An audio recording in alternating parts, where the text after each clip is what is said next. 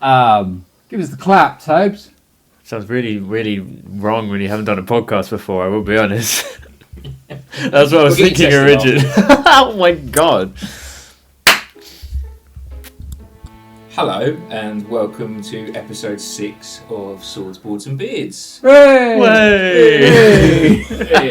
Excellent. You might have noticed there's a different way today. There's a new way. Absolutely. We are down a beard for the time being, but we have gained a new beardling. We've gained like half a beard. Yeah.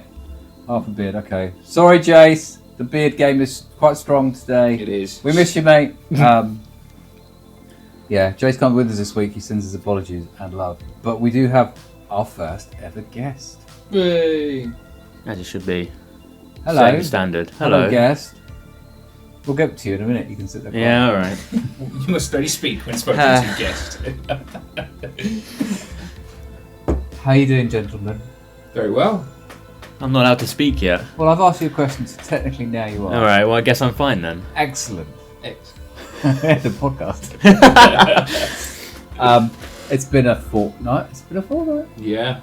Yeah, because we're recording these live now, not just back. We are up to schedule time, so, which means in a way it's quite good because it means if you do send us comments and stuff, we can interact with them in time for the next episode. It's not like we have to go, oh, we'll fit in your comment you asked us 4 weeks from now. We can just go straight for it, which is good. Actually take suggestions. Absolutely. So we should introduce our guest, Adam. I'm not your guest. No, I'm always here. Yes, I know. That's what we should do. And I feel you are better placed to introduce this week's guest than myself. Hello, this week's guest. How are you this week's host? It's going to be that good already. I'm very well. This week's guest is a fan of the show, a long-time listener, first-time caller. Has been my son as well. Hello. Has been. At some point I was. I took a bit of a break. Have been the dentures. Was your son at one point? Took a hiatus. Back for a bit. Yeah. We'll see how it goes. We're working out in the course. Yeah. Yes. Welcome, Toby. This is Toby. Hello. There you go. Formerly of this parish. The artist formerly known as Toby. Toby's coming on this evening, recording in the evening, which is very, very odd as well. We're out of regular schedule as well. Can you tell we're a bit shaken? New people, new timings. Oh God! I'm throwing it all off. Yeah. It's weird. We are this week going to delve into the world of video gaming. And we knew, actually, Adam knew that Toby would be a good fit to come and chat and chew the cud about all things gaming. But before we do that, we had no homework this week. We had no homework. We had homework, don't you? You didn't listen to the episode. You're a bad son. Not the last one, no. We gave ourselves homework. And we completed it. And it took half the podcast to report on the homework. And this sentence is taking half of this podcast to reflect on the fact that we did the homework, which took half the podcast. Yes. But now you don't have any, so you kind of wasted time doing that. So we'll fill the void with other things instead. Like rambling, it's the best. What we normally do is we rattle through our Hobbit Corner. Hobbit Corner, about all the nerdy stuff we do in terms of our fortnight pattern, and also talk about other things. And I'll get our guest to join in a second. But jumping to Hobbit Corner, cue Leonard Nimoy singing about hobbits because it worked last week. I kind of liked it, and YouTube didn't stop us. Fantastic. I'm going to do it again. What have you been up to this fortnight with your Hobbit Corner? I have continued to paint more of my orcs, which is going well. We're enjoying that still. I'm almost finished with my Death Dread. But more importantly, I came third in phase 1 of the local crusade. Shoot the crowd laughing.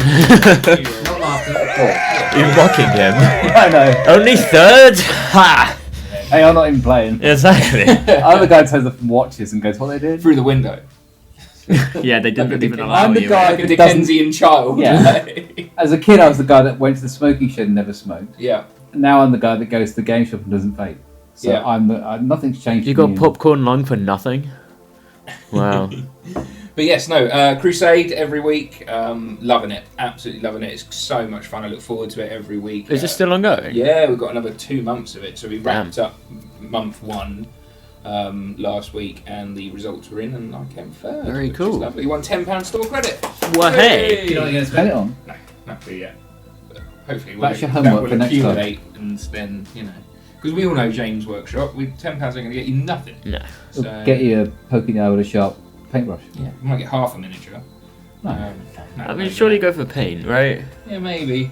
I feel like just for the sake of value. Yeah, but it's a lovely store and it's a great community, but it's not the biggest shop. Right. So there's not a lot of like stock options at the moment, but like I'm sure we can work something out. But I'm not playing it to win. I'm playing it just 'cause it's fun. Yeah, of course. That just happens to be a nice That thing. sounded so 1930s gangster. I thought we should be able to sort something out. Sort something out. Well, that's the negotiations. Yeah. But yes, that's my Hobbit Corner. What about yourself? Very good. Well, don't forget your other update of your Hobbit Corner. Well, you may not want to talk about it. You may have shifted because of your campaign, your army, and things might be arriving soon that we're all desperate to see. Yeah. So I bought some more stuff that's not arrived yet, more miniatures wise, and So for those of you who don't give a hoot about Warhammer or give a shit about orcs because they are shit, you can fast forward this next 10-second bit. So list off what you've got coming. I have bought some more killer cans, an orc mech, and a Gorkanor for the princely sum of about £100. My God. This is where you and I go, ooh. Yeah, Cue new sound effect offline. it's going to be loads of fun. It's going to be very fun because the Done. Gorkanaut is like... Yeah, he's a big. Okay, in all fairness, all of those and something that big for 100 quid is actually alright for James Workshop standards. Well, I didn't get it from James Workshop. You Oh, always go okay, to yeah. local hobby stores and they do it a bit cheaper. So, Slightly. Yeah, Don't give James the money. directly. Unless you He'll have get it anyway. Yeah, Yeah, He'll don't get a anyway. cut. No. That's cool. Yeah, so I'm very excited for that to arrive as well. I'm sort of frantically trying to rush through my bits I still need to paint for my army, so when the new stuff arrives I can not just go, here's a bunch of grey plastic. Amazing. I'm just making sure on a technical level, hold your horses everybody, that we're loud enough. Good. Hope so. I hope so. That needle's not jumping up. As I much know, when that's Jayce the is slight... not here. That's the disturbing thing. That is, is that you've noticed it too, yeah? This goes wild when Jayce sits here with that microphone, not one of these on. Yeah. Anyway, no one Yeah. needs to hear that in the background. Your Hobbit Corner. My Hobbit Corner, this week, I did actually paint. I said I would paint, and I did. And my Woo. Paragon Warsuits are finished, which is ironic because coming soon to a podcast near you will be our next thing, which is what was going to be my allegedly. But we'll get to that. I finished my Paragon Warsuit to go on top of my 1,000-point army, which is really cool. And then I discovered now with the new codex out how much they cost. Yeah, so for those of you who aren't aware, every 6 months they do what's called a balanced data slate for the game of 40k, where they go through the tournament listings and rankings of everything, and they tweak the model point values for literally everything in the book. Some stuff remains completely unaffected, some stuff gets dramatically upped or dramatically down.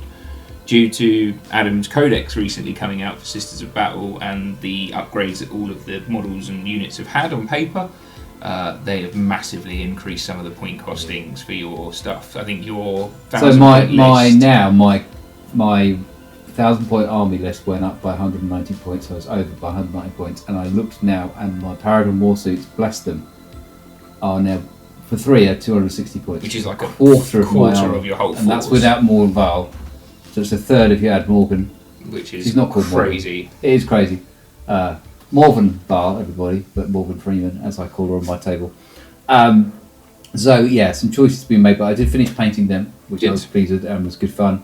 I started continuing. That's an oxymoron.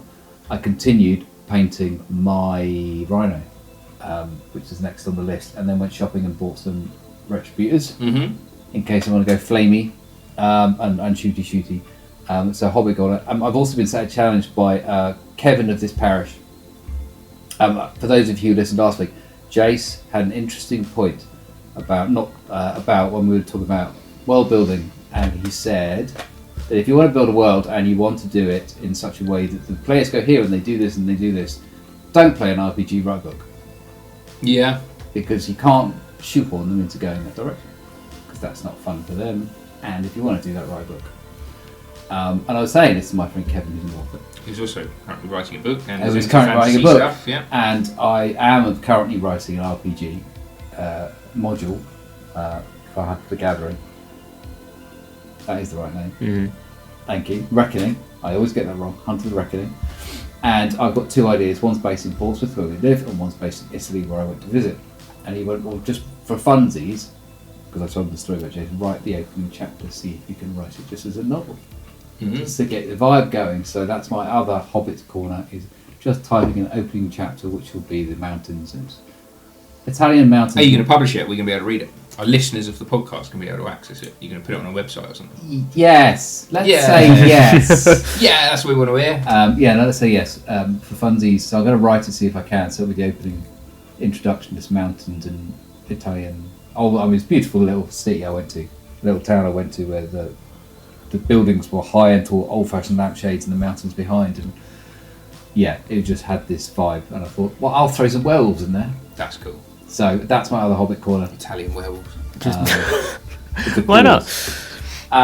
So that was my breaking pasta all over the place. Oh God, no. They would kill. Toby, do you have a Hobbit Corner? I don't really, because I haven't really done any of the crafty things recently. You have hobbies, though. Yeah, but it all revolves around gaming, and if we're talking about that in a minute, I need to save my content so I don't get dried up immediately, you know. No Hobbits either. No, none of those. Well, we need to ask then for any allegedlys, gentlemen.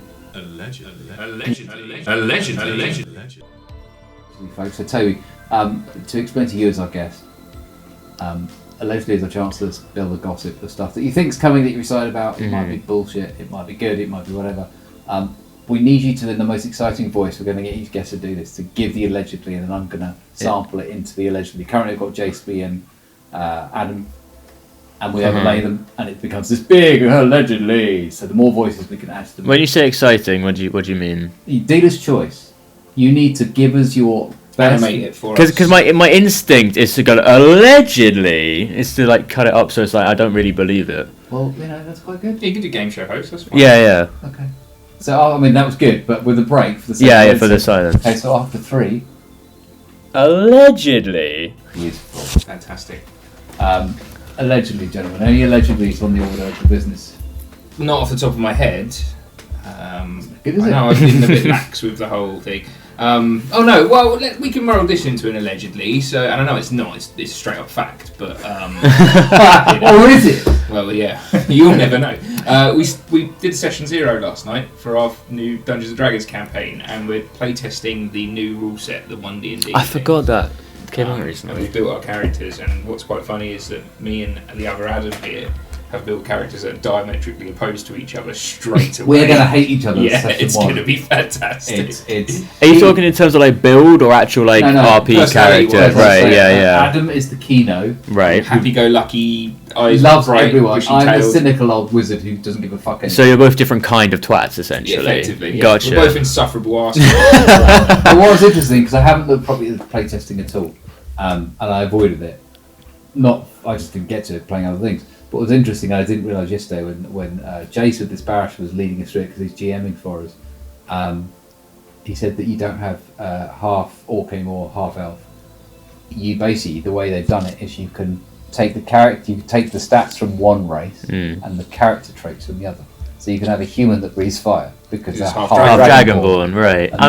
So it's kind of weird and a little bit trippy. But the fact you could have a gnome, Sam was saying. Yeah. You could have a gnome that could lift a house. I feel like that's interesting, but I'm not a fan of that. I feel like you could really min-max that and kind of take away the fun of the races in general. Actually, species. My mistake. They got rid of the species. No, there are races within species because there are races within humans. You've got hill dwarves and But that's one of the other big changes. Got rid of races. But you're right, the min-maxing could happen. I suppose it depends on the table. Yeah, but if it will make it easier for the people that intentionally don't have a dump stat, stuff like that, to just go stats, right. Now, interestingly enough, stats are now not linked to your species; they're linked to your background. So, for example, I'm going with a labourer. Right. I wasn't playing a fighter, but a labourer as a background gets +1 strength, +2 constitution. Right. That makes sense. But it says you can change this to whatever you want. So I think it's allowing the freedom of roleplay. Yeah. And what's interesting, they've changed how you say there's no more. Thank God, there's no more point buy, because in D&D I can't stand point buy. It does my nut because it shouldn't be. I don't know why. It just really ups my. It's like Oti Moti. It just does my nut. Oti Moti. But so these are the rolls. You'll hate this. So you now roll 7. You instead of in 5e, you roll 4 dice and get rid of the lowest. No, you don't. You roll 5 dice. No, you do. You roll 4 dice and get rid of the lowest. But you roll them 6 times. 6 times. Yeah. I was getting that. I knew it. I did know it. This time you roll 7 times, but you only roll 3 dice and you have to keep them. Right. So that's the new way they do it. So here are my rolls that I rolled yesterday. Okay? Right. Bear in mind, my lowest was a 3. Okay. So you can roll. I rolled 3 1s, and I literally said my lowest stat because you're allowed to get rid of one. Yeah. Guess which one I got rid of? I rolled a 14, Okay. 12, Right. 2 9s, Okay. an 8, Yeah. and a 3. So you're shit. Basically, by the way I've upped my game, so now my intelligence of wizard is now 16. Yeah, has to My be. dex is up to 12. My constitution is somewhere. It's Constitution. terrifically average, shall we say? Yes, no, it is. Oh, there it is. I can't read my own phone. Con is 13. Okay, so above average. I deliberately, because I'm a wizard. Yeah. I need to at least survive till level 2. My About charisma's that. 8 because I don't give a shit. Yeah. And my street smarts. That's the question. My street smarts, because he's a bit street smart. He's been a soldier, so he's going to know something.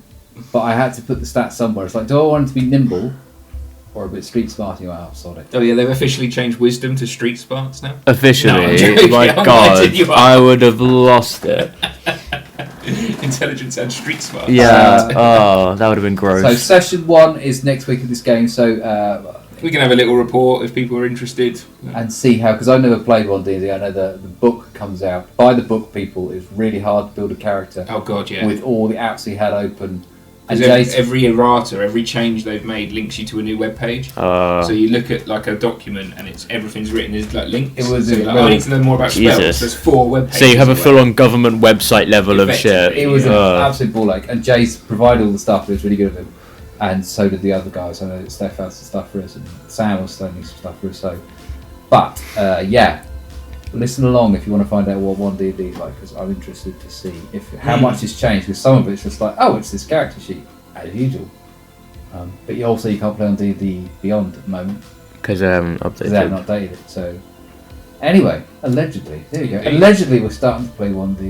Dun, dun, dun. But enough of the dice rolling. Yeah, let's pick up some joysticks. Okay, Adam just mimed that, by the way. Yeah. Do it again. You No, got- really, do it again.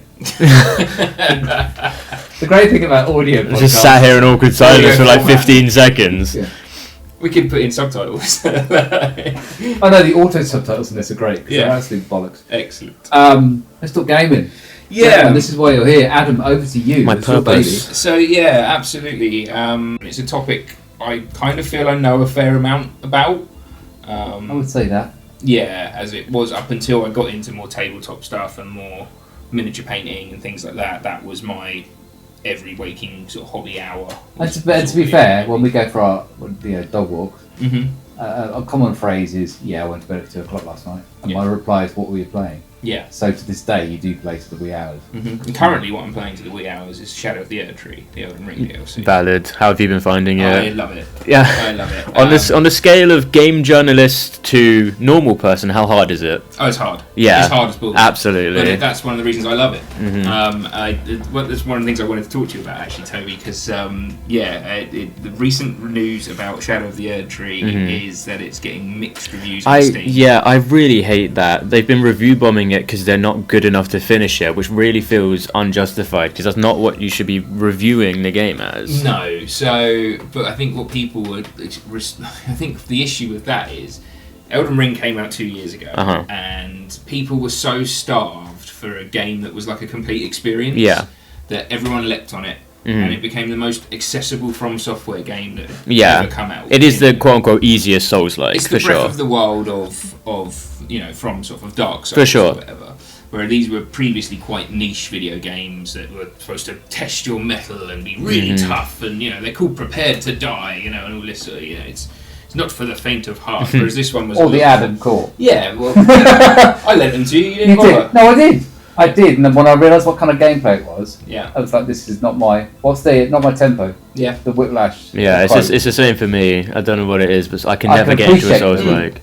But from a gameplay point. But anyway, I'm interrupted. No, you're right. So yeah, because it was so accessible, everyone latched onto it, which gave it Game of the Year. Yeah. It was critically acclaimed, absolutely brilliant. Did fantastic. And it's beautiful. It's Yeah. a fantastic video game. Traditionally, with all the DLCs that have come out for From Software games, they've always punched up. Yeah, They've always made it harder. of course. And I think the interesting thing with this one is because it's an open world game, you can play it up to character like level 700. Yeah, no, you can So up it. you're walking through the main game, smashing everything flat in a single hit because you're so strong.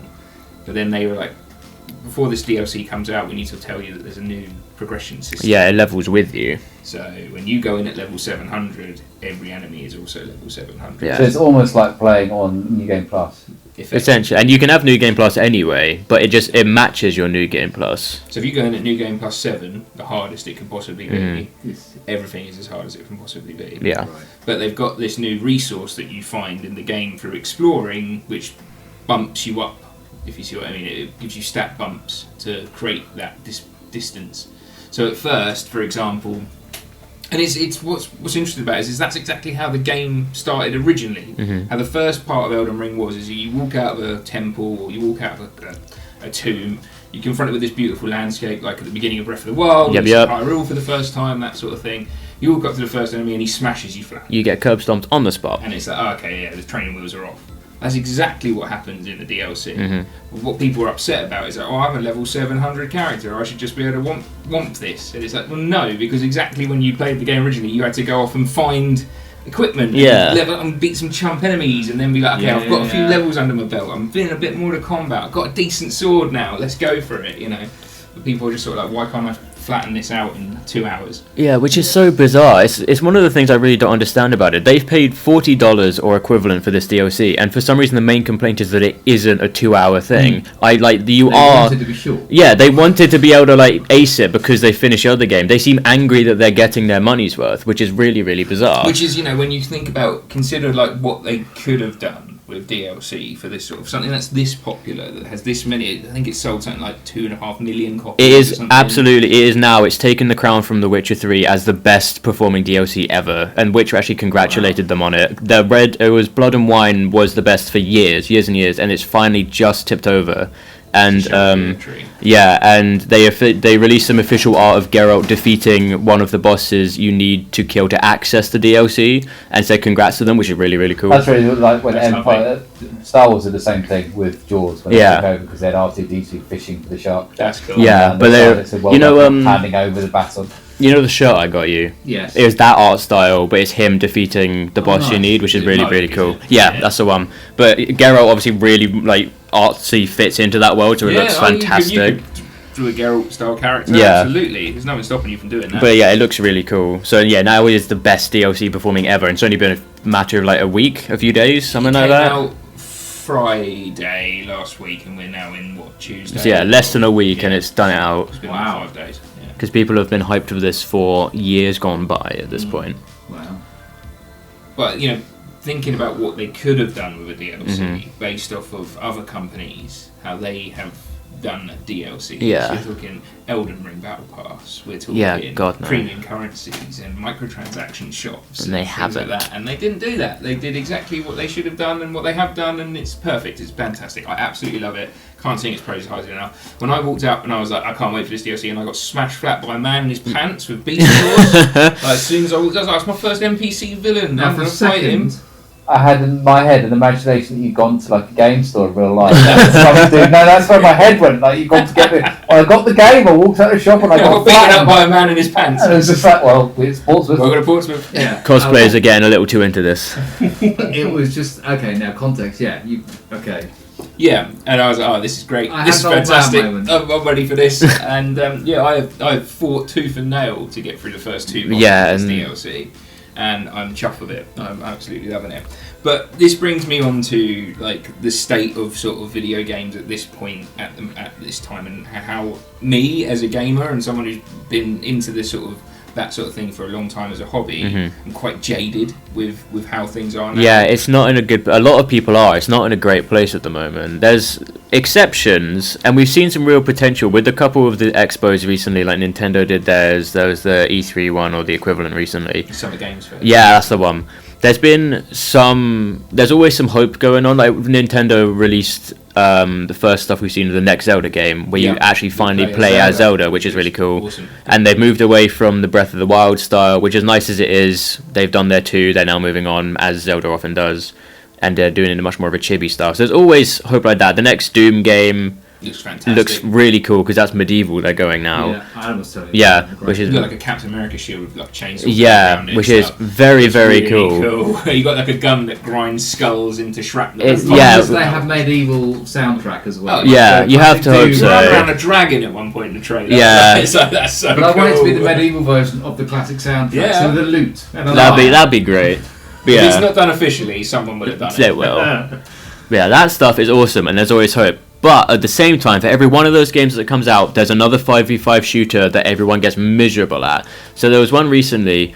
There's a game called Friends vs. Friends, or the whole concept is, I think it's a 3v3, and the whole concept of it is you're in little matches and you have these cards, and each round the cards are different. So you use one, you get a sniper rifle, you use one, the enemy's heads get bigger so you can shoot them, etc, etc. Yeah, and now another game, I forget what it's called, but they've essentially done a AAA version of it, which is all well and good. But they released a cinematic trailer for it, which looks fantastic, and there's a bunch of reaction content to it online, which is like, oh, this is really good, this is really great, and then it cuts to the developers going, so that was our first impression, welcome to the new 5v5 shooter, and at the same time step in the video, everyone goes, oh, for fuck's sake, again, because it's just another Overwatch reskin, and as cool as it's a slightly different concept, the industry is so oversaturated with them that all of them are equivalently shit, not because of what they actually are, but because they have too much competition that they're just similar enough that it's the same thing. So what's shifted?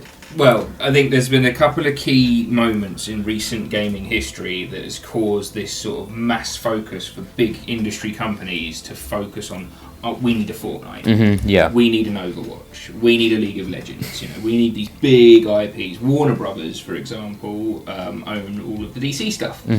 They've tried their hand at making a Smash Brothers style game, Multiverses, which didn't do very well. Nope. Their latest project they used Rocksteady for, who made the Arkham Asylum Batman games, so which sad. are absolutely fantastic. Yeah. And if you've never played them, Adam, I think you'd really enjoy them. No, I've played all 4. Yep. Okay. Cool. Well, their latest one was Suicide Squad: Kill the Justice I haven't League. played the 5th one. And you will not. I will not let it in the house.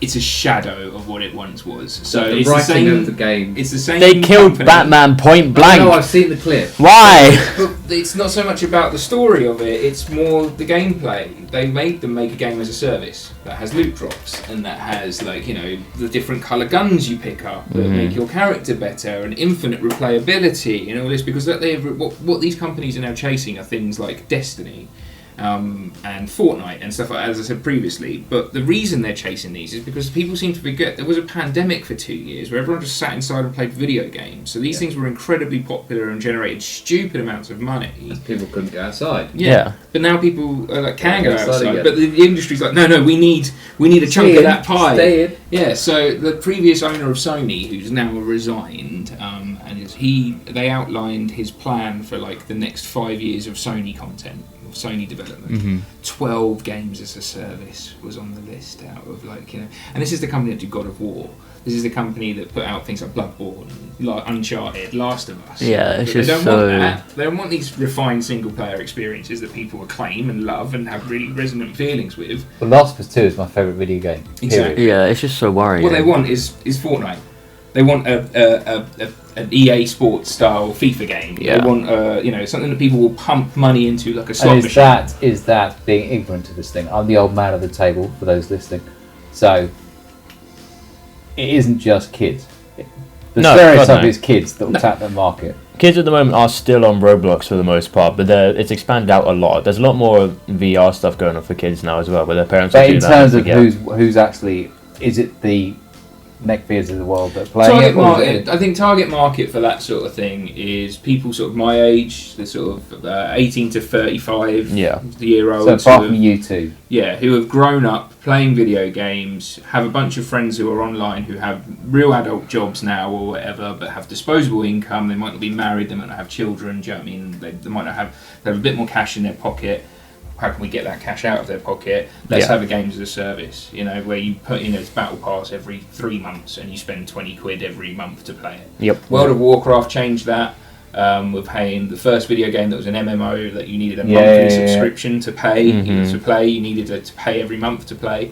And that combined with Elder Scrolls 4 Oblivion's Horse Armor DLC being the first microtransaction in a video game. Start of everything.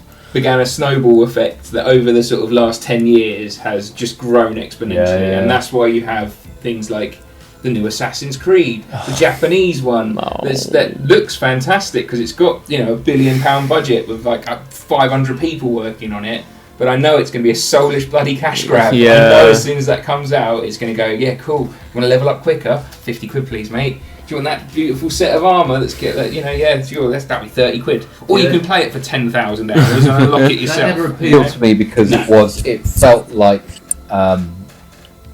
it was cheap. I was cheating. Because you are. You're not earning it, you're paying for it. And it's different when that's a multiplayer experience. Slightly. I think it's if you it's definitely cheating then. You're paying to win. Do you know what I mean? But when it's a single player experience, who gives a shit? Who cares if you're spunking 30 quid on the best armour in a game that only you're ever going to see? Oh no, I see, but you need to understand I'm the guy that wonders if he's cheating if he listens to an audiobook instead of reading it. Oh really? Because I think that's an arbitrary goal you've set for yourself. I feel like that's a you problem. No, absolutely. So, no, it is an odd one. And you go back to Warner Brothers, they do the same with their films because they own the DC universe. Oh, they're continually trying to pump out an Avengers, aren't they? And it's just not happening. And it's not working. And whatever they do, now they're giving it to James Gunn, so we'll see what happens. What's been the most successful DC film in recent years is The Batman, because it wasn't a superhero film, it was a detective film. Yeah, and was absolutely separate to it. There was no link to any of that was a banger. There was a tenuous way they were going to try and link it to Joker. Yeah. There was the after credit scene, wasn't there? There was a rumour, but they were never in it together. The Joaquin Phoenix one? Oh, yeah. They were trying to link it to that, were they? Looking forward to the next one. There was hints they were going to. They never did. I'm glad they didn't. Because they linked, because Ben Affleck turned up in the dodgy Suicide. The dodgy Suicide Squad. Did he? Yeah. Very briefly, yeah. He rescued Harley Quinn from a helicopter crash or some. It was irrelevant. Right. It was literally the Jared Leto one. Yeah, I'm pretty sure it was literally just to say, look, there he is, but he wasn't actually. They didn't include him. He didn't help in the final fight. He was just there. Right. Okay. So, we are. Gentlemen, it appears you are not happy with the state of play. This is it, but then I also find it's quite interesting. What that's done, and for me as a consumer, has sort of made me very picky about what I like. And when I watch things, like I watched all the Summer Games Fest, I watched all of the Nintendo Direct, I watched the Xbox reveal. I didn't see the Sony State of Play one. No. I caught the main points of it. But I now, where I used to, when I was probably more close to your age, I used to watch these things like, oh, I can't bloody wait, I'm so excited. Yeah. Now it's, let's see if that's any good when it comes out. When I'm sitting there with my wife, because she likes to watch them with me as well, because she gets into the gaming. She likes some backseat gaming, do you know what I mean? Where she sits and watches what we're playing together, and interested in the story and stuff, but doesn't really like playing them herself as much. But it's now, we both look at each other and go, oh, that's good, let's wait for reviews. It's not, particularly if you're buying them digitally. What's the date of that coming out? They're never going to. Yeah. There's no need to pre-order. No, the thing is, with pre-order, it's not even a case of not needing to. People are actively going against it. Like with the new COD specifically, it's been a big thing about it because everyone's like, oh, we're going back to more of the original Black Ops. There's more of a chance of it being good. There's going to be some actual content. But remember, guys, we'll get onto that in a minute. There's a whole lot of stuff going on with that. But people have specifically said, remember, guys, as good as something looks, don't pre-order it.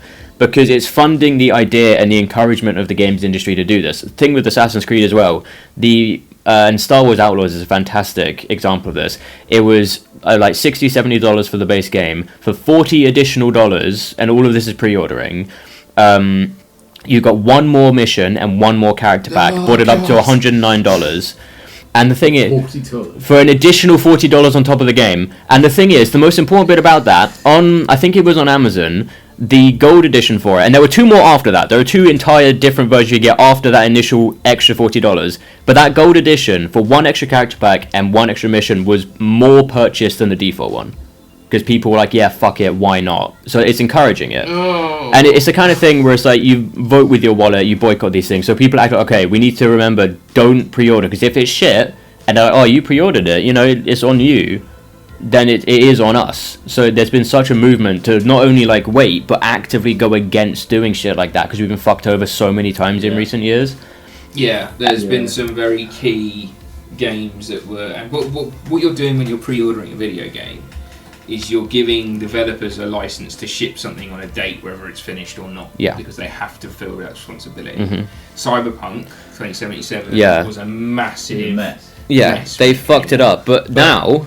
But they fixed it. Brilliant. Don't get me wrong. They've gone back and they fixed it. A lot of games don't get fixed. Yeah. You know, they just sort of get left by the roadside because we've made our money now. See you later. Yeah, it's one of the only actual comeback stories. There's that amazing story about that game. What was it called? It was a post-apocalyptic zombie game on the PC. It went so badly that people pre-ordered it for like years. It was promised to come out. When it came out, the studio closed. Like 3 days after it came out. I remember it, but I've no idea what you're on about. But I know it. Name, but yeah, I remember hearing the story. Yeah, absolutely disgusting practice. But either way, but what you're doing is you're encouraging people to sort of say, okay, the game's not finished, but we promised that it will come out this time, so let's just release it and fix it later. Yeah.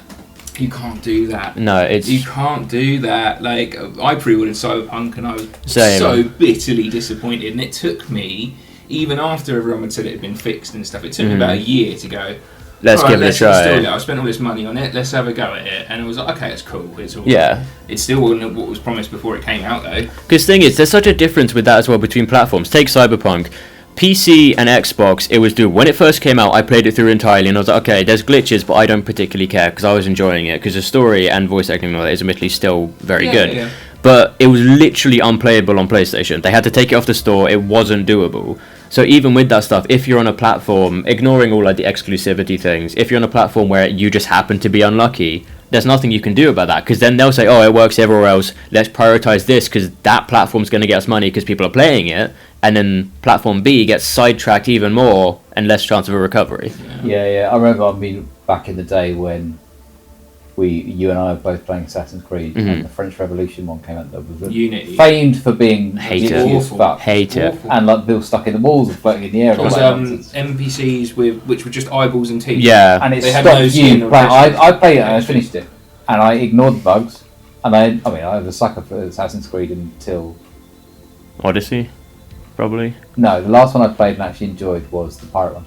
Yeah, Oh, it's Black the best Flag. one. Yeah, It's the Black best Flag one. is the best that one. and the Italian Ezio stuff. Yeah, Yeah, that was the best originals. Yeah, Unity's the only one I've never played. But Unity I played and I finished and I ignored, but it stopped you playing. So the fact that you didn't stop playing was just with not the bugs good. with the Cyberpunk.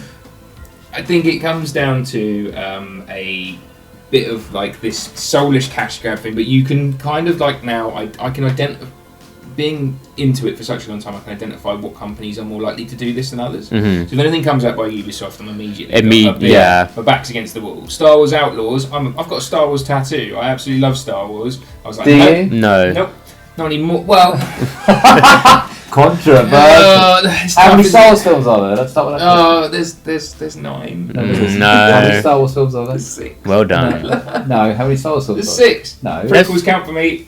The prequels do count. Yeah. Just Okay. for just You for dinosaur. I'm the old man at the table. With only three Star Wars. just for Kenobi alone. Ewan McGregor, we like him. I like Ewan McGregor, and I this is absolute sidebar, unsurprisingly. I don't understand, don't dislike the man. Don't understand when they did Kenobi, the TV show, where they went, Hayden Christensen's great, he was always great. No, he wasn't. Star He was Wars. wooden. This He is was a, this is a wooden whole 20. other episode. Yeah, so we're not we going could do there. an episode on Star Wars. No, we what I'm won't. conscious about is becoming one of those ranty neckbeard lunatics. Women have ruined Star Wars. Diversity has ruined. Yeah, video save games. the acolyte for another day. Absolutely not. If you like it, but yeah. Star Wars I'm you ready to count yuck 4, someone 5, else's and 6. yum, you know. Yes, absolutely. You want to yuck it? That's okay. Yeah. Talk about the acolyte tomorrow. But yes, going back to like Ubisoft, Star Wars. Absolutely love Star Wars. Was sort of like, oh cool, this, and then I watched the trailer and was like, we'll see. They Yeah. haven't We'll done see. Star Wars. What's the one we owned? And this is where I turn a video. Oh, man in the room. The Stinking Fingers. There's been a few Star Wars games we've owned. There was Battlefront, there was Jedi Fallen Order. Battlefront. Yeah. That was a novel idea, and then it got boring. So Battlefront is an interesting thing that you brought up, Battlefront, because that was a pivotal moment in gaming history as well. Yeah. That saw the court appearance of EA for the loot box system. Yeah. And what made loot boxes illegal in certain countries. Was that Battlefront or Battlefront 2? Battlefront 2 Yeah, was the thought thing. so. So when the Battlefront 2 first came out, it was attached to a loot box progression system where you played enough matches, you got enough in-game currency to purchase a loot box with a completely random assortment of items in-game. Ken gambling in effect. Yeah. Effectively, yes. And what it was doing is you can buy these with real money. But that was the only way you could unlock. This is at the time of release when it came out. They went back and they fixed this rather quickly because they landed in a bit of legal hot water with it. Yeah. But that was the way you unlocked characters to play. Ooh. So if you want to play as Darth Vader, you have to put your money in the slot machine X amount of times until Darth Vader pops out. In a Star Wars game that you have spent 50 quid on. Yeah. Yeah, regardless of how old you are, that's shit anyway. But you're going to get all the kids going, Dad, can I have the... Absolutely. It's the announcement of that mechanic and that trailer where they talked about the system for progression in it. And the direct quote from EA at the time was, "We want to give people a sense of pride and accomplishment in unlocking." Is still to this day the most downvoted comment in Reddit history. It was swiftly moved away from and changed, and they basically put it in because people were like, you can't give me a Star Wars game and not let me play as Darth Vader. Like, that's ridiculous. So they quickly sorted it out. But that sort of predatory sort of nature of things has not gone away. No. It really hasn't. And this is exactly what I was cringing at when Toby was talking about the releasing for the Outlaws game, Star Wars Outlaws, where it's like, 50 quid for the base game, or 70 quid for the base game, 100 quid if you want to play it a day early and meet Jabba the Hutt. Yeah, that was what it was. 200 quid if you want it with this special coloured speeder bike and a different pair of trousers. Do you know what I mean? It's 300 quid if you. It's like, oh, this is just ridiculous. It's just so predatory. It doesn't make any sense to me. I mean, the sidebar, but from a Warhammer point of view, we've talked about my codex coming, and the two versions, the only difference is the cover. Yep. And it's double the price. Yeah. The cover's pretty, but it's like, really? And I know people want to collect them, and I get it. If you've start a collection you want to collect, I get it. I absolutely appreciate it, but it's like... But... The physical collector's editions are a bit different for things. There are certain games which were released. Most big name video games come out of a collector's edition that has some stuff. Baldur's Gate 3 Deluxe Edition I still would love, just because they actually released... the Mind Flag, isn't it? Yeah, and it's got a map, it's got patches, it's got stickers, it's got a massive box for the game, which is like a tome or something. It's actually stuff. You could get the Pit-Boy for Fallout. I always enjoyed the... The thing is, all of that stuff was only 80 quid. Yeah. But it doesn't affect the actual video game you're playing. No. It doesn't give you 3 days access to Baldur's Gate early. It didn't give you, And you look at it though, these are the games that win Game of the Year. Yeah. Baldur's Gate won Game of the Year. It was incredible. I absolutely loved it. Has one of these games where the loot boxes ever won? Yes. Anything? Overwatch originally won Game of the Year. It was the first shooter to ever do it. Novel thing. Yeah. Is that why? It was the first low year. It was the first of its kind that did something like that. That was mass appeal. What was the rest of the year like? The reason I asked is it's not flippant. 2019? 16. When it came, because me being the movie boy rather than the gaming boy, when it came to the year, Chicago won the best film. Yeah, 2016 was a big year. Twin Towers fell, I think it was. Let me have a quick Google. And everyone was like, there was, I can't remember what it was. It was some big thing that happened in society that was tragic, and it was almost like, let's make ourselves feel better. Right. I mean, I don't know. 2016, there was a lot of games going on. It wasn't for the sake of compensating for anything. It was just one of the first shooters that wasn't wartime. It wasn't Call of Duty. It was League of Legends in first person. You had abilities, you had shiny things. Right. It was easier to grasp, and it was cartoonish in just enough that it was friendly. You weren't actually mowing down people. You were playing for an objective. You were doing things. It was more lighthearted almost. The lineup for Game of the Year at 2016 Game Awards was Uncharted 4. Uncharted 4. Okay. Titanfall 2. Banger. Should have got it. Inside, which is a good game as well. Doom, the first... 26. Of course, I forgot there was a 2016 Doom, one. The first, newer version. Iteration. And Overwatch took the win. So a decent year. Pretty decent year. Decent lineup. Doom and Titanfall and Uncharted. Thing is, when it released, it was genuinely revolutionary. Since then, it's gone down the shitter. It's in a terrible place at the moment. But at the time, it was completely different. They are an example of that predatory nature getting the better of Blizzard. Yeah.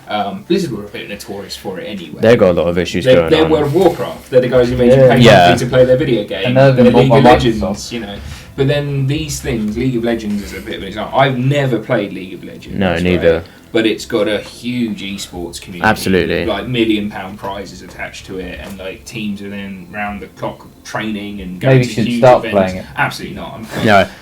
Even Toby's too old now to get into a Thing is, esports career. He needs those 12-year-old reflexes. Honestly, no, you'd be surprised. My college, my actual official college, which I only left last year, has an esports team now. Yeah. It's Big money. insane. It's It big is. money. Like it's in Korea. Like this is where they hold most of these massive tournaments.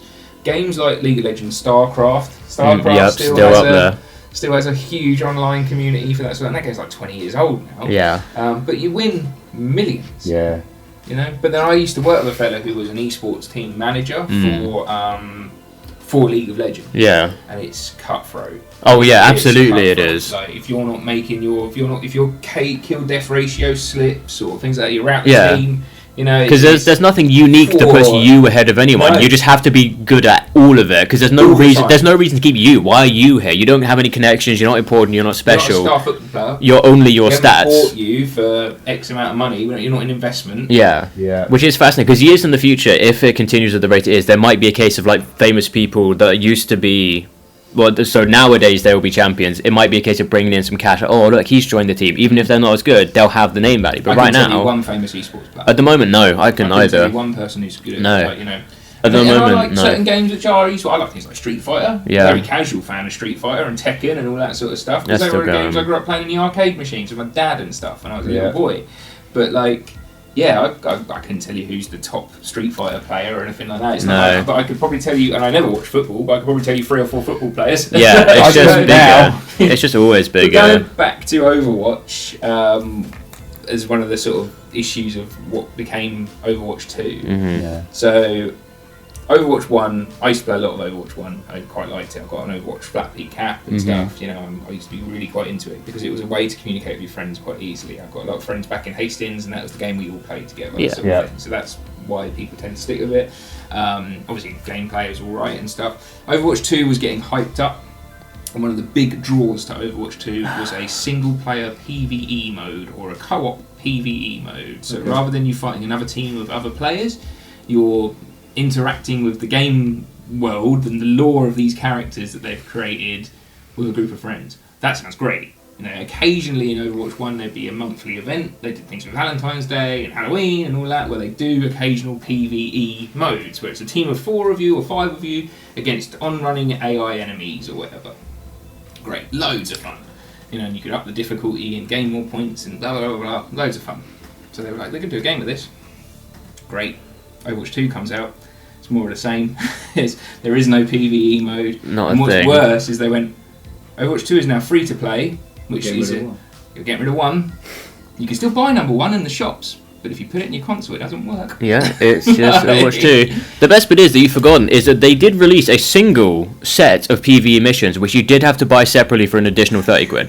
What? And they What? were shit. Oh my god! I They- didn't know that. Yeah, you That's could, awful. you could. I think you still can play the first one, but if you want to access the rest, I think the lowest is price what- you can get is 16. This is what hyped up it being a new thing in the first place, because the game wasn't broken. People loved Overwatch 1. It worked. It did exactly what it needed to do. And they rebalanced a lot. They changed it from a 6v6 to a 5v5, God. changed a lot of balancing, added different modes, and it became like some characters they've added are very cool, but the balancing throughout the seasons has been horrendous. It's just not as fun as it used to be. Like there have been several times where if you don't pick this character, you don't win.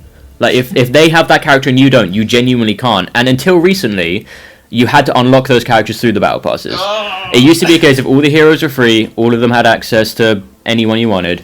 And then until last season, I think, you had to get that character in the battle pass or wait until the season was over and then do challenges to unlock them after. And that was the only way. So predatory. Yeah, it's horrendous. So we'll be noticing then that you know how you said earlier that we better not be squinting about X, Y, and Z because we'll end up being the next beer. So we squint about what we're doing. But this is the thing now. I'm squinting on behalf of the downtrodden proletariat of gaming. I'm not I'm not squinting on the fact that there is diversity in my video game, and I can't believe they made Last of Us 2 so woke because Abby's got muscles. Like I'm not one of those losers. Like no, I get that completely. Like, was that actually a thing? Yeah, God, that was a huge thing. But this is the thing, and I think that kind of ties into a bit of what we're talking about, because you have to be so picky with your video games now.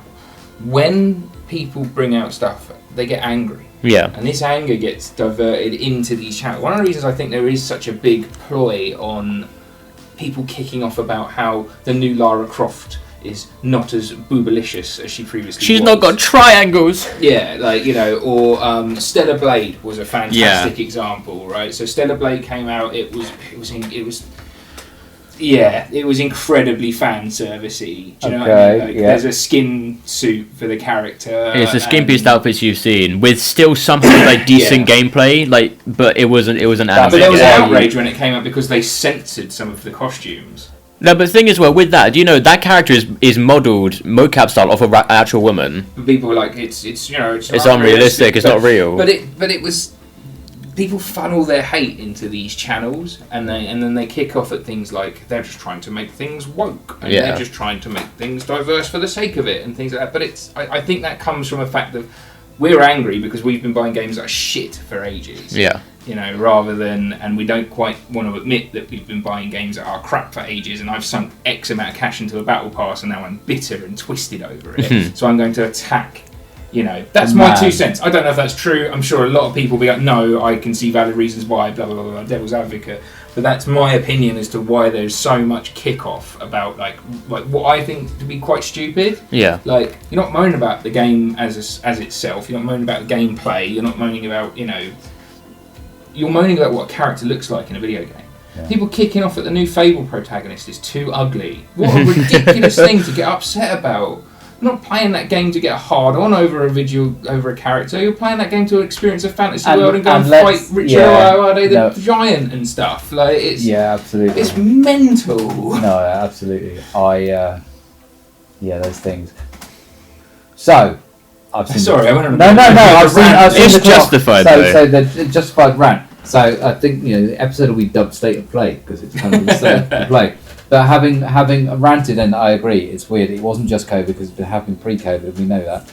It's just got a lot more obvious to me. It's got a lot. I don't know about you, Toby, as someone who plays video games regularly as well, but it's made me really discerning about what I want to play and what I pick up and what I even give the time of day to. For example, you mentioned Call of Duty when they did it, because the Xbox Showcase this year when it did Summer Games Fest was Xbox and Call of Duty Showcase. That was the title of the thing. So it was like, we're here to show you new Xbox games and Call of Duty. And they did the Call of Duty trailer first, and they were like, stick around at the end. We're doing like an hour-long talk about. You know why, don't you? I couldn't give a shit. No, you know why? Because they're releasing it day one on Game Pass. Yeah, they are. Is more of that. Bring your money. But this is it. But then going back to analytics and money-wise and stuff, what do you consider, Toby, to be a successful video game? Like a successful monetary video game. When I think successful money video games, I think things like Skyrim. Yeah, well, Red Dead 2. Skyrim is a perfect example. The fact that still hits sales this many years later and is still so beloved is flawless. But at the same time, you can't ignore the amount of money something like Fortnite makes. The fact that every single character in the universe is in it. Absolutely. And in the gaming sort of industry, like when companies are talking about projected stock profits and stuff like that, a successful video game is Call of Duty, it is FIFA, it is Fortnite, it is those things that do really well as a single player thing. Not worth the money. Not worth the investment. Great example of that. Do you know what Hi-Fi Rush is? Yeah. Hi-Fi Rush, a fantastic game. It's one of the first games you've seen that's a combat rhythm game. So rhythm games like essentially Dance Dance Revolution digital, you just hit notes at the right time, things like Beat Saber, stuff like that. Yeah, exactly. But Hi-Fi Rush was one where it's a third-person hack and slash that you do everything in the game, and I mean everything is to the music. It was fantastic. banger game, really, really cool. They shut the studio down after they released it. And that released last year. It was up for Game of the Year. It was really, really well received. It did really well. But because they hit budget cuts and it wasn't something they could keep monetizing, it got cut. And then a month after they cut it, they said, yeah, we need more games like Hi-Fi Rush. Because that's what the fans said. And the actual official parent company said that. But they don't appreciate it. It doesn't matter. Going on what you said of people being more discerning, I think something that's come around a lot is people being not even more discerning of gameplay or style or monetization. It's the game devs themselves. Something that happened with Overwatch was the person that was in charge of a lot of that stuff, that did the PvE crap, got fired from EA for being too greedy. Which, when you fire someone from EA for being too greedy, that's a terrifying prospect. And wow. I think he's been fired from Blizzard since, because he just ruined their reputation with all the stuff he did.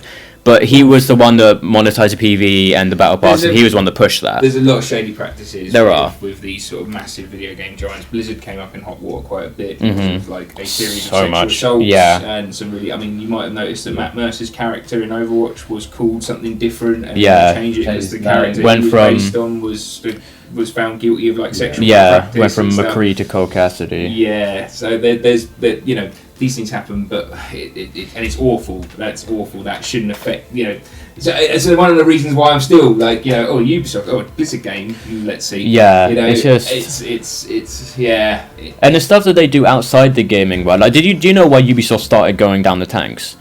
They invested an ungodly amount, millions upon millions, on NFTs. Yes, and like Ghost Recon or something. Yeah, like that. and their stocks fucking plummeted because NFTs were ridiculously stupid unless you were one in a million people that got really lucky.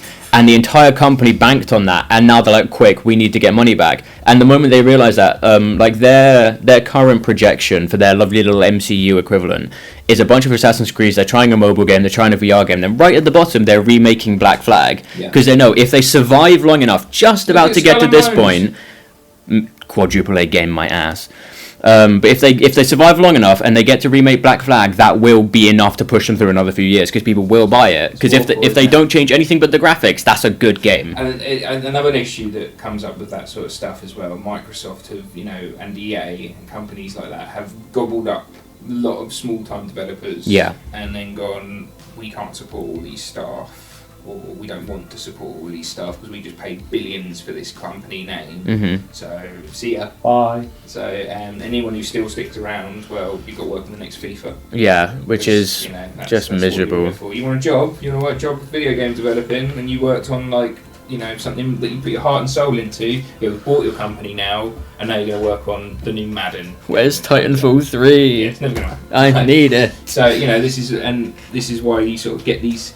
But you get these lovely gaming moments, you get these lovely flashes in the pan and stuff, and when something is genuinely made by people who love it and stuff, you can really tell, and it makes it a bit more like Neil Druckmann put his heart and soul into Last of Us 2, and you can bloody well see it. What a fantastic story. Red Hook have been working on Darkest Dungeon, and it's the only game they've ever worked on, and it's fantastic, and you can tell they absolutely love it. Miyazaki and From Software have put their heart and soul into their video games, and they love it. One of the interviews they had with him recently, they talked about video game layoffs, and he was like, I will never allow anyone to be laid off who works for my company. Absolutely not. he is such a prime example of a perfect developer, because he's just ignoring the fact it's a thing over in Japan with Nintendo as well, where they're like, why would I lay off all these people? They're not going to be inspired to work for me. And sure enough, they do really well. They make good games.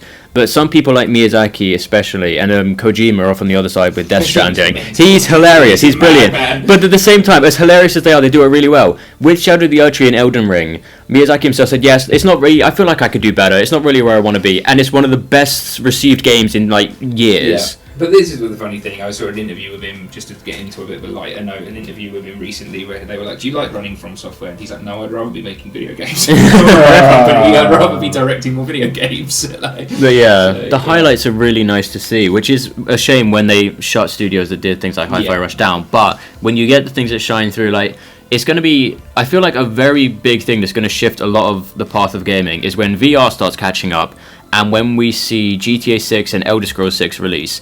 If they add any kind of the loot box battle pass monetization to those games, they're like a whole chunk of the That's community exciting. is going to give up. Yeah, well, I think, let's look at GTA 6 as an example. So the reason why GTA 6 has been like, GTA 5 came out on the PlayStation 4. Yeah. It already came out on the PlayStation 3. It might have been 3. Yeah, so it's at least 10 years old. Oh yeah, well over 10 years. Well over 10 years old. GTA 5, the reason we haven't had the next iteration is because the online has been so successful. No and need to make microtransactions have been so good. I love being part of the problem. Yeah, that they're like, well, why should we develop another one? We're There's just no- making so much money hand over fist over people still playing the last one. Yeah, it's been you know? released on I think 2 or 3 generations of consoles. Yeah. We bought it on 2, so we have. But I love being part. I can proudly say I was one of the people that bought the first ever Battle Pass. I can say I was Nice. part of that. There we go. so finishing on a high Yes. because we've We've over an hour. Oh, have we've we? been So bang I on an could hour. go on for more. No, Yeah. we I will. could talk more about this. Finish. Not that the conversation has been really interesting. Finish on a high. Ask you both because you play games and I play RPGs. Mm-hmm. What are you most excited about? Like even if it's 12 months, 18 months down the line, However rumors long. allegedly. Is there Yeah, anything? absolutely. VR stuff is getting so much better. Half-Life Alyx is one of the first AAA proper VR games you've seen, it's and fantastic. it's fantastic. It looks really, really good. Describe people who are ignorant. So, Half-Life Alyx is the equivalent of the third in the Half-Life series, Okay. but it was brought out with a specific headset. It was the Oculus, I forget which one it was. Oh no, it was a specific headset. I forget which one it was. But it had new touch controllers, which for the first time added the concept of pressure to VR. So to prime a grenade, you literally squeeze your thumb down to press a button instead of just pushing another button, and you have it so it's like a rod through your hand, and literally each individual finger matters. So when you grip a gun, you grip with your bottom of your fingers, and then to pull the trigger, you literally squeeze with that. And the immersion is getting better and better. We're seeing things like hollow fans and VR suits where there'll be air bubbles, so you literally feel what you're holding. Stuff like that. When that finally breaks out into okay, we're done with the 5v5 shooters, we're done with this. Eventually, when a company finally has the realization, okay, there's enough VR headsets in the average home nowadays that we can probably pull it off, that will be incredible if they can pull that off. Do you think VR is the future of video games? I don't think it will take over. I think it's a solid chunk of it. I think it's the equivalent of you're going to have your PlayStation, you're going to have your Xbox, like if Xbox persists. In the hypothetical, you'll have your PC, you'll have your console, you'll have your VR. I think it will join that little console war thing as another separate thing. Because at this stage, I like console VR. The last game I played in VR was Resident Evil 7. Banger. And it was absolutely fantastic. Yeah. It scared the absolute pants out of me because you're there. Horror in VR The is- things are jumping out inches from your face, which is fantastic. Yeah. But I also found that it's far too clunky. Yeah. And like, if I want to play a video game, I don't want to put on an outfit. Do you know what I mean? I just want to pick up a controller and stuff. So if they can get it to the point where it's less intrusive. Yeah. Do you know what I mean? I think that's the real thing. They're getting there with that. I recently saw a Twitch streamer, I didn't watch it on Twitch, but I saw it highlighted on Reddit, who beat the two of the Elden Ring bosses using a headset which translates her brainwave signals. Wow. Very, so very she's cool. not actually touching anything. She's sat there with her hands to her face like that, thinking, and the character's moving. Yeah. And she defeated, like, using her brainwaves. It's really So it's cool. sort of like, if they can get to that level, yeah, I'm in. If I don't have to do anything. But then it'll end up being like, it'd be like that Wall-E, where we're all sat there in chairs and they're massive, and they're just sort of like, sticking It's in about the Matrix. finding the... Like, it's it's so one cool. of those, isn't it? But I don't know. I like VR, but I think it really depends on the game as well, because there've been certain games I've played in VR that have just made me really feel really sick. Yeah, motion sickness is a big thing. Like, I don't like this. the fact that not everyone will be able to do it is a huge thing. Yeah. And some games you just can't transit. It's like Hades 2 is in its beta at the moment. It's fantastic. Fantastic. You can't do that in VR. It doesn't work as a concept. It's a top-down. Roguelikes in general will be kind of difficult to do in that kind of space. So it can't translate everywhere. But once we start moving along, I feel like there'll just be more of a chance of them forgetting that whole additional $40, because all of that funding going into that one extra mission will just be on something better, and there's a chance that diversification just helps spread the market out there. I think there'll be a dramatic shift over the next sort of few years in regards to that sort, because you're absolutely right, Toby, is that like technology is progressing and getting better and things like that. But what the cynical part of my brain goes is saying, oh, you want to buy that new software upgrade? Yeah, get that headset. Subscription service for that, mate. Yeah, that'll be just £30 a month. Okay? just wait till we That- get AI that, in there. And the new games, yeah, it's like a Game Pass, of course it is. But you want to keep playing them, and you haven't got the latest software upgrade. Sorry, bruv, you're out. Do you know what I mean? Like, that's the cynical part of me is like. There's a lot of potential for it, but the fact we started with the tech already, and the fact you can mod Skyrim, an ancient game, with AI now to have like entirely AI generated voice lines, like a companion that has learned and remembered from your journey, so you can reference the first question. Well, I remember when you picked up that skull by mistake and had to drop it off again, like, and they will remember it. The fact we've got tech like that already, just from independent modders, as much as there is a chance for it to go wrong, there's so much potential that statistically something has to go right. Oh, of course, absolutely. AI in the video gaming space, I think, can be really helpful, but you can also be really detrimental as well. Especially for things like voice acting and stuff like that. That's very true. That AI should take away from people's jobs. No. And, you know, no matter what you get delivery-wise from a machine, it's never going to be as cool as having, you know, the lady who voices Karlak telling you, or you know, whatever it is, some amphibia and things. No, there's something eerie about that. There's that. But then, you know, people using it for art generation and stuff as well. That's quite controversial. Yeah. AI is another topic. We can get into that another time. What are you excited about? What am I excited about? Yeah, of course. Sorry, Hades 2, but it's not coming to console until next year. And I think they're doing that very cleverly. I think they're doing that because then it will be eligible for a Game of the Year award. Yeah. It's like timing the Oscars. You release a film for Oscars. I don't even blame it, because it can get it. It's such a good game. Hades was if not... Did it not get Game of the Year when it first came out? I don't actually know, but it could have. Definitely nominated. There's no way it wasn't. Fantastic. Fantastic game. Games. The roguelike genre. And now the sort of genre that I'm more heavily invested in, and has led me into finding like Dungeon and fantastic art style, fantastic voice acting. Yeah, in regards to big releases, I've had my big release at the moment. It's Shadow of the Erdtree. That's going to take me hours and hours and hours and hours, and I'm really slowly picking at it. I'm not rushing. You can't really. No, I'm quite excited for the potential, and this isn't allegedly. This hasn't been released or anything, but they're potentially doing a Total War 40k. Yes, heard about that. Which sounds like it's going to be amazing, because I love the fantasy Total War Warhammer series, and the big map geek in me of pushing little soldiers around on a massive interactive map is absolutely losing his marbles at pushing around fantasy orcs or space sci-fi orcs on planets and warring across the galaxy. Yeah, but that would be 2025 at earliest, I reckon.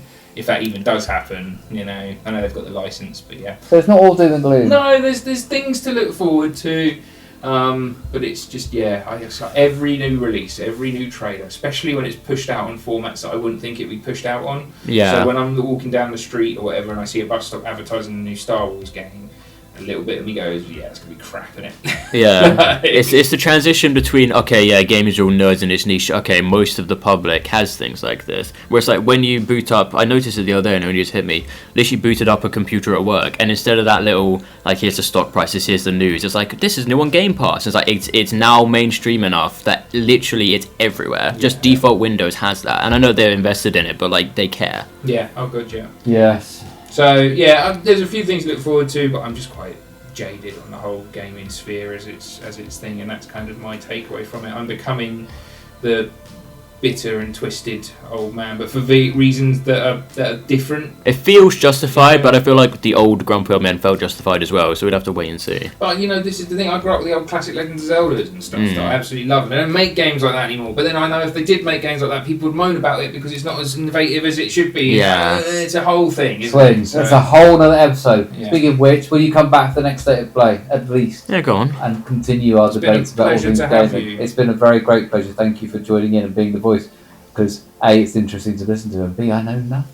I know stuff. I'm just happy to watch you all. I can just yap for hours. No, see, it's like a hereditary thing. Yeah. It's like the father and son. You trained me well. Yeah.